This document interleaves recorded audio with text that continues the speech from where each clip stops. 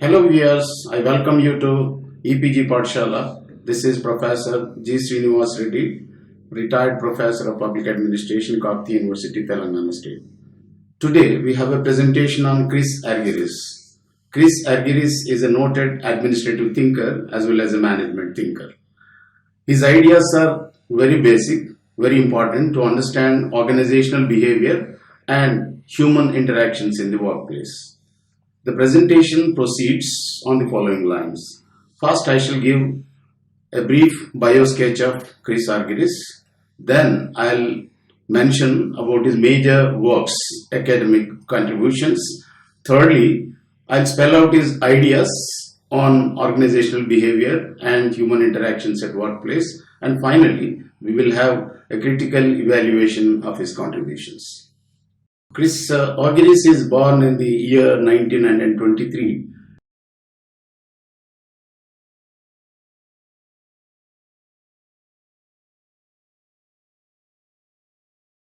and died in the year 2013.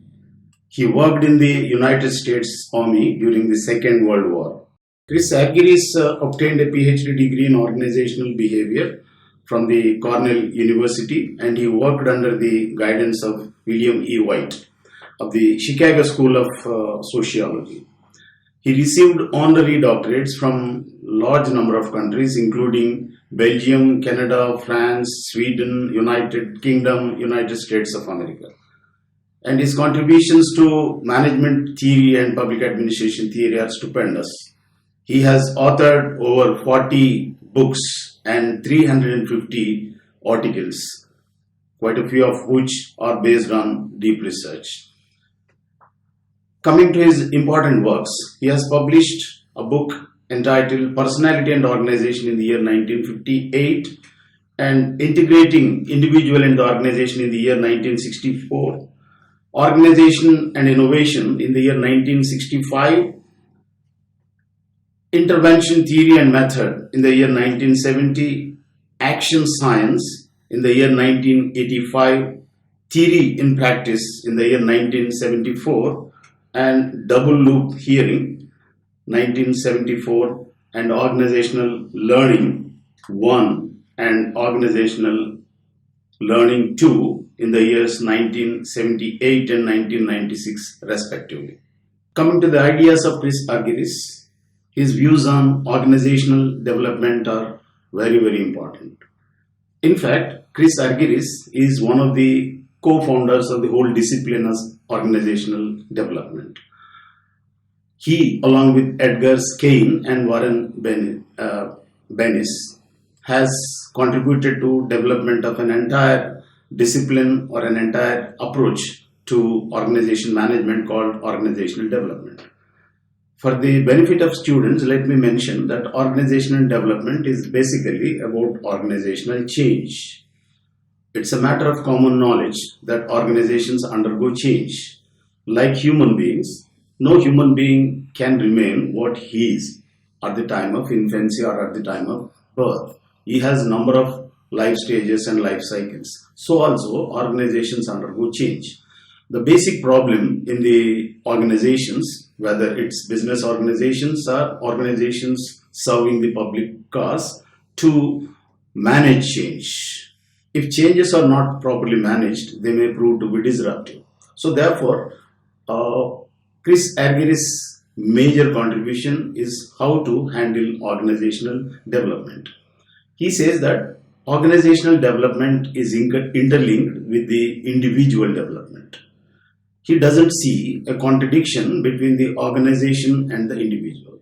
Therefore, to help negotiate or steer changes to the beneficial effect, you have to handle both the organization and its basic subunit or the building block, the individual. He says that the principles of formal organization, such as task specialization, would stunt the individual growth. Let me dilate a little on this particular point. The principles of organization, which are propounded by the classical thinkers, have not taken into account the importance of the individual. In fact, without individual, there is no organization. So therefore, these principles he says, are very rigid. And he says that there is a basic incongruence. Incongruence is contradiction between the requirements of the formal organization and the needs of a mature personality. Let me mention, a mature personality is an individual who becomes very mature. He develops the whole lot of understanding to handle his tasks effectively and produce proper results. So there is a basic incongruence between the requirements of the formal organization and mature personality. Probably he is hinting that an informal organization is far more suited to create a mature personality, and only mature personalities will achieve results in the organization. He further says that in the organization, individuals are naturally in the process of growing from a stage of immaturity to maturity. He likens this to the growth of an infant, a human being. In infancy, he is immature, and as he grows in age, he becomes mature. So, taking an analogy, in the organization also, there is this kind of a very natural tendency or a process. What the management or administration is supposed to do is that to hasten this process or to handle this process very delicately, to facilitate this process by providing a congenial environment. And for making a person from an immature state to a mature state, what needs to be done? This should be the contribution of the organization, and this perhaps is the task cut out for managers and the administrators. Now let's see what they have to do to make an immature individual into a mature individual. Firstly, they have to provide a proper environment. Environment means not only the physical conditions but also the social and cultural conditions for flourishing of the individual personality. The second important thing is developing interpersonal competence. Let me mention that interpersonal competence is the competence or ability to interact with others effectively to achieve the goals of the organization. And there are many people who have tremendous personal competence given to themselves. They will achieve wonderful results. But when their work interlocks with the work of others, there is a problem. They are not able to handle the people. They are not able to understand the people. So therefore, he says that interpersonal competence makes a person mature. An immature person is something like not having the ability to have interpersonal competence. So coming back to the concept of interpersonal competence, this is in contrast with the earlier concepts of IQ, intelligence quotient. In fact, in the earlier years of organizations, or in the organizations which were under the classical mold, what was considered important in selecting an employee is somebody's rational competence or intellectual quotient, his intelligence component. This was stressed highly, but in contrast, he says that what is very important for the success of the organization or to make an individual mature is emotional quotient, or he should be in a position to understand the emotions of other people and also his own emotions. And he should use his emotions in such a way that they do not hurt the emotions of others. And the emotions of self and others should be used in a productive way. And one more thing is that he faulted the classical thinkers' stress on mechanistic approach to organization and management. The mechanistic approach to organization says that organization is like a machine, like a physical machine, requires proper maintenance and certain principles of maintenance. So also to run an organization, which is basically a machine model in the view of the classical thinkers, he requires certain principles. He also disputed the value of the principles of classical thinkers in running organizations. Yet another important idea that Chris Argyris spells out to turn an immature person into a mature person is to convert the pyramidal organizations into matrix organizations. Let me just mention that a pyramidal organization is a triangular organization which is very narrow at the top or the apex, and it's very broad at the bottom. This kind of organization is one where there is unity of command and there are bosses bossing over the subordinates, and the number of bosses is always less. So in this kind of organization, there is a top-down command. The boss gives orders and the subordinate's job is to carry forward those orders and implement. Now, this type of organization, according to Chris Argyris, is not suitable for a mature personality. To make an individual, an employee, mature and do the jobs of the organization well, there is preference of Argyris for a matrix organization.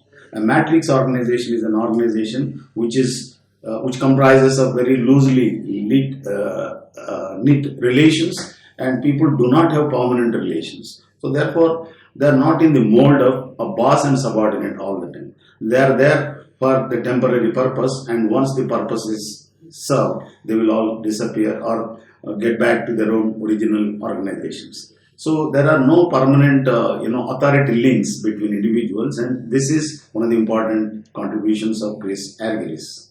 Expanding his ideas further on the process of converting an immature person into a mature person, Chris Argyris says that there are 7 different contrasts between an immature person and a mature person. And these 7 different contrasts are as follows. An immature person is passive, whereas a mature person is active. A passive person is somebody who is always looking for orders. He executes an order and then sits pretty till the boss gives another order. But a mature person is not passive, but he will be active. He will be seeking work.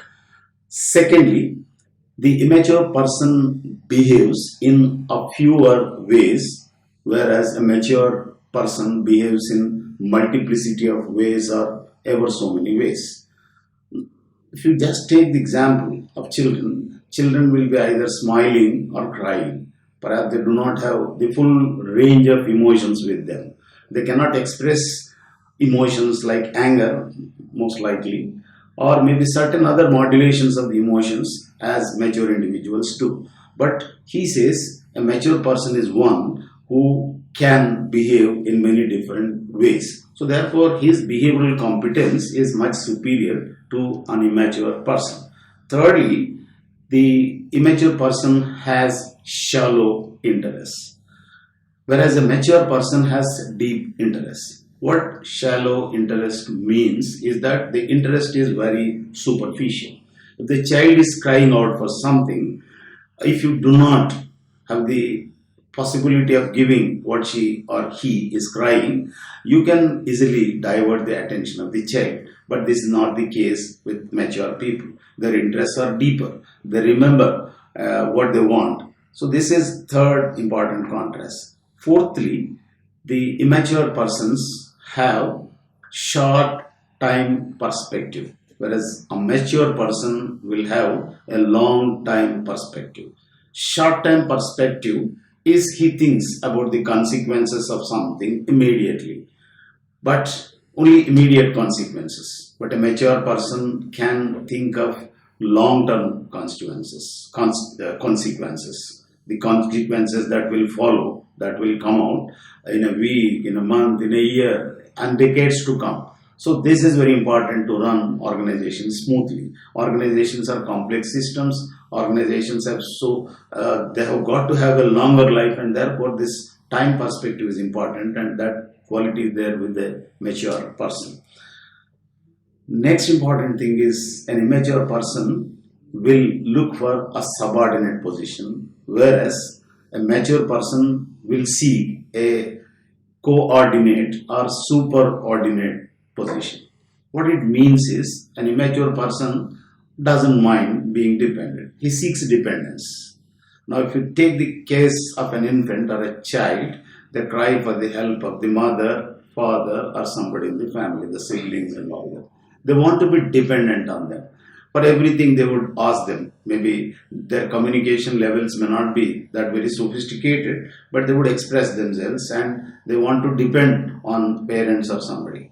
But a mature person does not want to depend on others. He would basically like to be a peer, an equal along with the other person, be it the manager or anybody. He wants to coordinate with them or superordinate with them rather than being subordinated to them.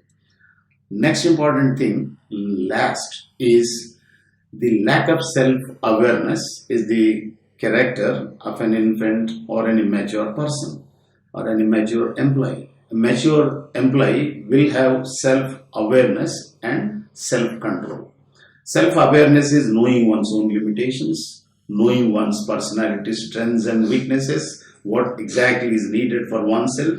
Self-control is behaving in a limited way or operating in the limits that are ordained or stipulated by the organization.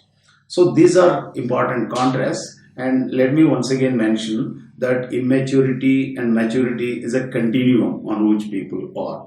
It's not to suggest, argyris did not suggest that there are two sets of employees, or employees in the beginning when they join an organization are totally immature and they become mature at the end of their service. This is not to suggest that. No, there are people with these qualities, and these qualities, I think there are people at the in the continuum. There may be somebody who is very close to the immaturity level, somebody very close to maturity level, close to maturity level in certain aspects, and close to maturity level in certain other aspects. But overall, this process is very important. And if the organization comprises of mature individuals, organizations can be very productive. Whatever be the objective for which they are established, maybe for profit maximization, as in the case of business organizations, or to render services to people, as in the case of public administration, both these things would become possible with the mature individuals.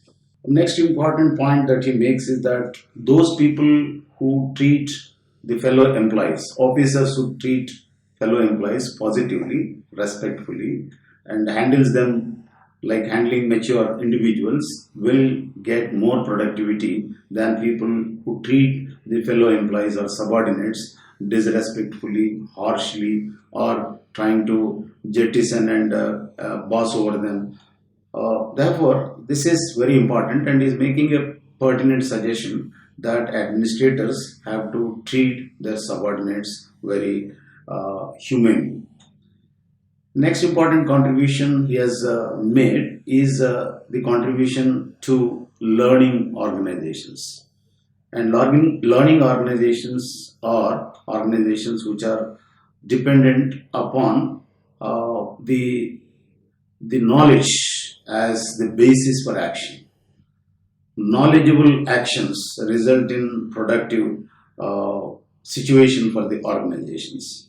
I shall come to the concept of action science little later. Before that, let me also mention that Chris Argyris was a critic of Herbert S. Simon's contributions to the decision-making theory. He says that Simon is not right in emphasizing on authority structures. Let me remind, for the benefit of the students, that he says that authority gets legitimacy on the basis of tradition, on the basis of reason, on the basis of law, or on the basis of charisma. So this emphasis on authority, Chris Argyris does not agree to be a correct emphasis. And he also faults Simon's concept of intendedly rational man. And he says that an intendedly rational man his focus is consistent, and his work can be programmed, and his thinking can be quite organized, and he generally, an employee accords priority to goal relevant behavior. So this kind of intendedly rational man is the concept is disputed by Argyris.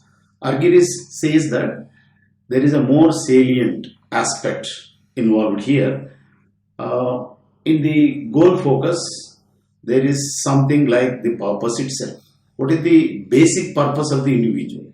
I think he has not mentioned much about the basic purpose, and purpose provides the goal. So therefore, this is something, a missing link he is trying to expose in the contributions of Herbert Simon, whose contributions are very important to understand the actions. This is something relevant for action science. And he also says Simon's concept of satisficing man would promote status quoist organizations. Let me just expand this idea a little further. Simon said that it's absolutely not possible to have 100% rational decisions. If somebody wants to have decisions which are 100% scientific, 100% correct, it's impossible. This is what he says, and he says that a decision maker should be content with satisficing decisions. There he is driving an element of compromise. He is suggesting that you compromise because of the pressure of time. You have to do something in a proper time sequence, and you cannot ever wait endlessly to make a 100% rational decision. So this is what he says. And argyris says that it becomes a status quoist organization. Now, thinking of this kind, that don't bother about 100% rational decision. This element of compromise makes organization less rational, and therefore the organization change is a problem. And therefore he is trying to connect these ideas to his own ideas on action science and organizational development.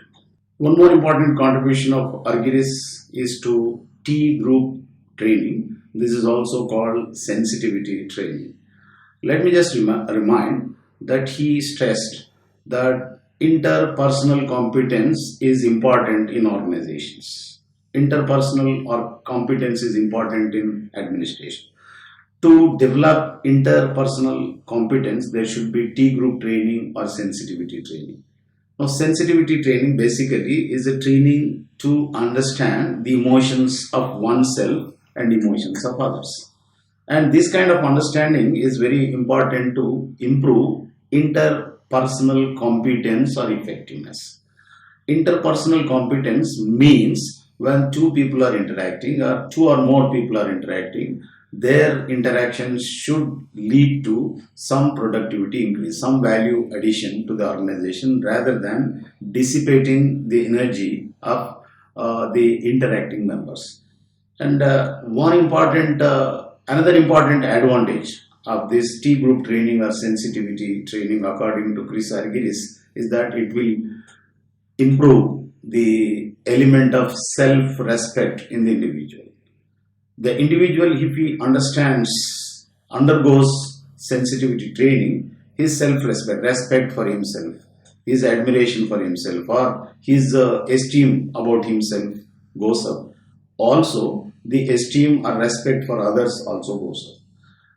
Normally, otherwise, sans or without this training, people may not understand properly the problems or compulsions of the colleagues. Therefore, this kind of training helps people to understand others' predicaments and problems, others' emotions and one's own emotions, and therefore it will result in self-esteem and result in greater self-esteem as well as esteem for others.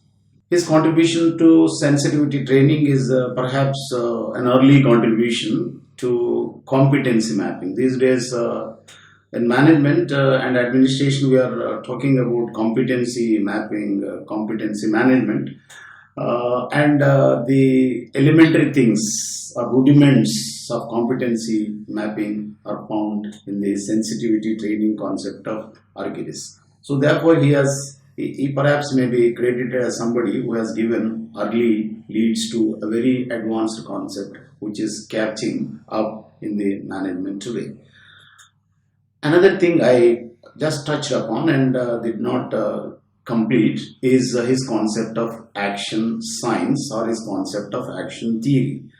What he says is that knowledge is important for running management and administration, but what is more important is actionable knowledge.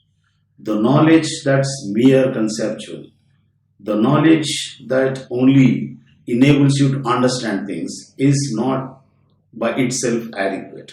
What's more needed is a knowledge about actions or actionable knowledge or knowledge that is pragmatic, knowledge that can be used for administrative actions. And actionable knowledge is something whose important component is the meaning and intent behind that kind of knowledge. Well, we try to acquire some knowledge, but why do you acquire that knowledge? What exactly is your intention behind acquiring a particular knowledge is also important. It has tremendous implications for management and administration.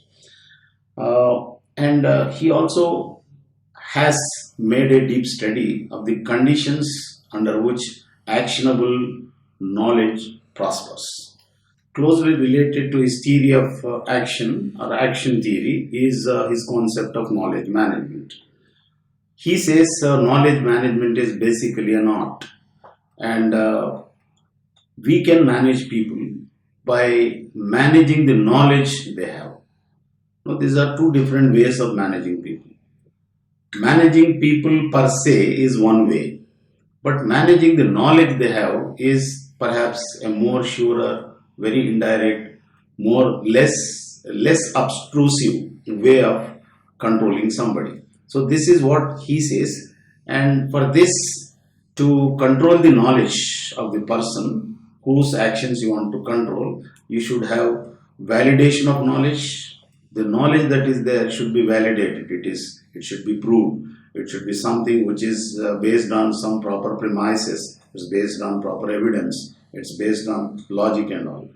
And one more aspect in which you can control the behavior of people, or to control the actions of the people without sounding or appearing as if you are directly interfering with the person's actions, is provide informed choices to people. Now, when people are making choices, you just provide them insights as to how this choice would affect or affect the organization, the good and bad about it. So, by providing informed choices to the individuals in the organization, you are able to control them, you are able to steer them towards the goals of the organization. The last important contribution made by Chris Argyris is his concept of Model 1 and Model 2. The Model 1 that Argyris is talking about is something that resembles the classical model of organization. In the classical model of organization, there is a top-down command, centralization of authority, and this kind of model of organization is not good because it results in several dysfunctionalities. Let me just expand the idea of dysfunctionalities. Functionalities are functions that contribute to some goal. Dysfunctionalities are those that negate the function. So the dysfunctionalities of Model 1 organization is defensiveness. This is one important dysfunctionality. Defensiveness is whatever you do. Sometimes we do right things, sometimes we do wrong things. But even you do wrong things, you try to defend. This is what is defensiveness or rationalization. You are trying to build some reason into what you have done. You are wrongly justifying something you have done. So this is a dysfunctional behavior. I think this kind of behavior does not contribute to a mature organization. The next important thing is self-fulfilling instinct. Self-fulfilling means self-serving. Organization becomes self-serving. It does not so much bother about the organization. And he tries to self-profile also. Self-profile is a kind of action which he does on his own without any regard for what is the compulsion of the organization. Now, these are the kind of features or the qualities of an individual in Model 1. Instead, Chris Argyris suggests or recommends Model 2. Model 2 kind of organization is one which utilizes valid information that is validated, information that is doubly checked, and it values free and informed choices, unfettered choices that administrators make should not be under compulsions. And then it also values personal responsibility. and spontaneous participation. Spontaneous participation is participation that is forthcoming on one's own. Participation is not due to somebody's compulsion, or the boss is saying, come on, jump into action, then you are doing. This is not it. So what really spontaneous participation is that on your own you feel like participating and you involve headlong into the actions. And next important thing is reduction of inconsistencies. I think in individual human behavior, sometimes there are contradictions.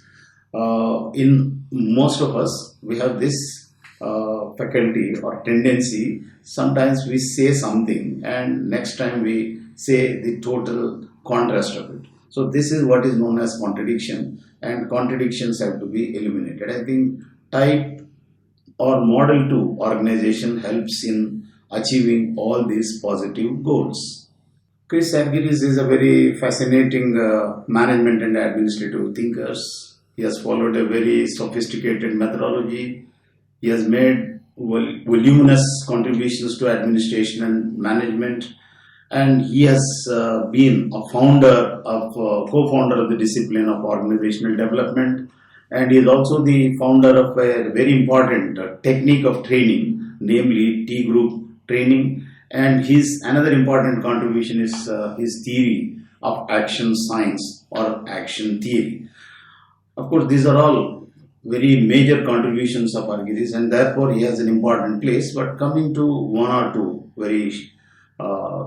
or two shortcomings of his otherwise important contributions is that some of the critics point out that there is lack of empirical support to his views. Let me just expand the idea of empirical support. Empirical support means practical support in real life. Do you really find this to be true in organizations? So that kind of support is not adduced for his theories. And next important thing is the impact of T group training.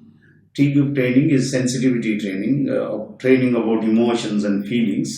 Some critics point out that T group training effect is short run. Now, the effect of this T group training is not one that lingers for a very long time and it becomes a permanent aspect of human personality. So these are two major limitations of his contribution, as critics would point out. Overall, we should say that Chris Argyris is a very fascinating and a very prolific contributor to the management science and administrative science, and his contribution is basically in the area of organizational behavior, and he was perhaps one of the early thinkers to give leads to various theories and various practices that are emerging both in the realms of public administration and business management. Thank you.